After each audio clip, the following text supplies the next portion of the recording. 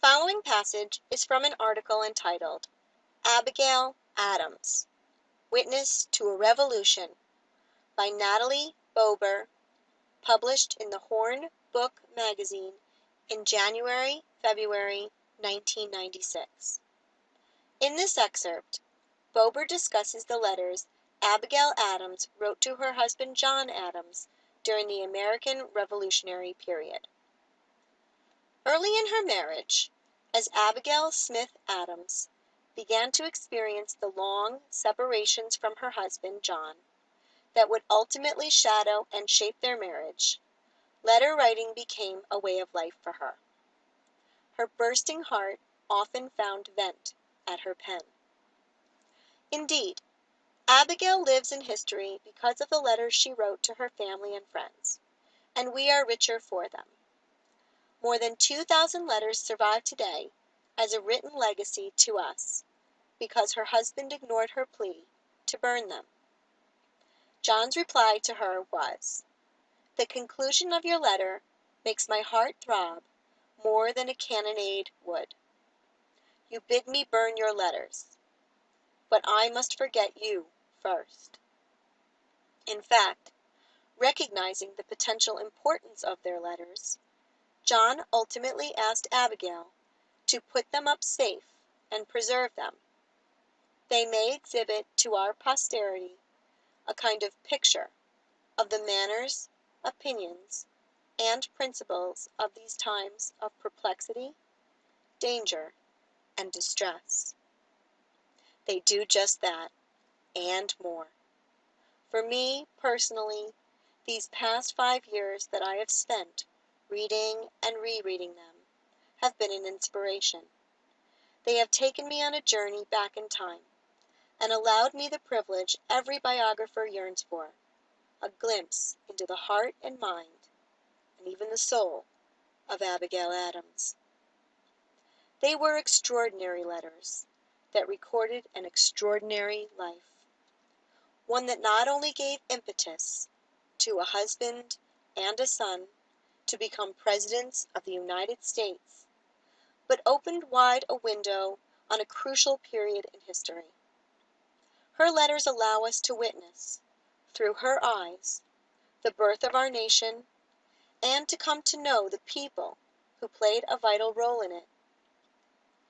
It is Abigail's voice in those letters that I hoped to capture for my readers, and it is those letters that became the vehicle by which I could take my readers on a journey back in time. For we cannot really know Abigail Adams unless we know what it was like to live in the 18th century. In my persistent search for what the biographer calls truth, beyond the necessary reading and hard labor that go into writing a life, I have had the joy and excitement of myriad unexpected happenings. All have left their mark on me. In the case of Abigail Adams, the more details I uncovered in my quest for her, the more I found myself becoming Abigail Adams. I was with her in Boston on a cold, clear night in March of 1770, as she coped with 2 small children, while the explosion that came to be known as the Boston Massacre was taking place outside her window. I felt her terror as Massachusetts was plunged into the fierce tumult of war, and every alarm sent Minutemen marching past her door, hungry, thirsty, looking for a place to rest. I listened as she taught John Quincy how to read and write, and subtly began to inculcate in him a sense of duty to his father and to his country. Years later, still concerned about her children's education, Abigail instructed their father, "You will not teach them what to think, but how to think, and they will know how to act." I sat with her on lonely nights, when in the silence of the cold, dark house, using her pen as her emotional outlet, she wrote letters to her husband, pouring out her fears as well as her passionate love for him. As she vividly described the devastating situation in Massachusetts to her husband in Philadelphia, she brought the reality of war home to him. When some members of Congress continued to press for conciliation with Great Britain, Abigail's letters echoed in John's mind, and he pressed for gunpowder. In her own way, Abigail Adams may have changed the course of history. As she reached beyond the kitchen and the nursery to explore the outside world, she worried about the lack of education for women. If we mean to have heroes, statesmen, and philosophers, we must have learned women, she warned.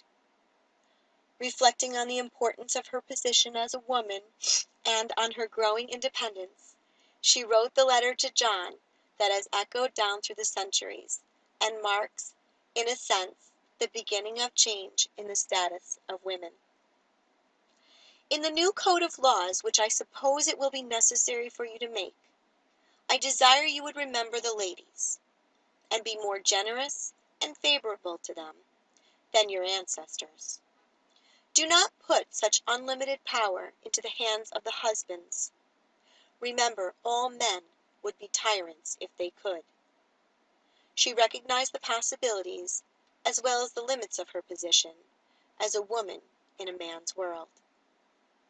When Abigail died, her daughter-in-law Louisa, John Quincy's wife, described her as the guiding planet around which all revolved, performing their separate duties only by the impulse of her magnetic power. That magnetic power still pulls me. Excerpted from Abigail Adams' Witness to a Revolution, The Hornbook Magazine, January-February 1996. You may take 5 minutes to look over the questions before I read the passage aloud the second time. If you decide to hear it a second time, please go to the beginning. I will read you the directions that are before and after the second reading. As you listen to the second reading, you may take notes or answer the questions. You will be given an opportunity to complete the questions after the second reading. Now I will read the passage aloud a second time. And after the second reading, now turn to page 4 of your test booklet, read the directions, and answer the multiple choice questions. You may look over your notes to answer the questions.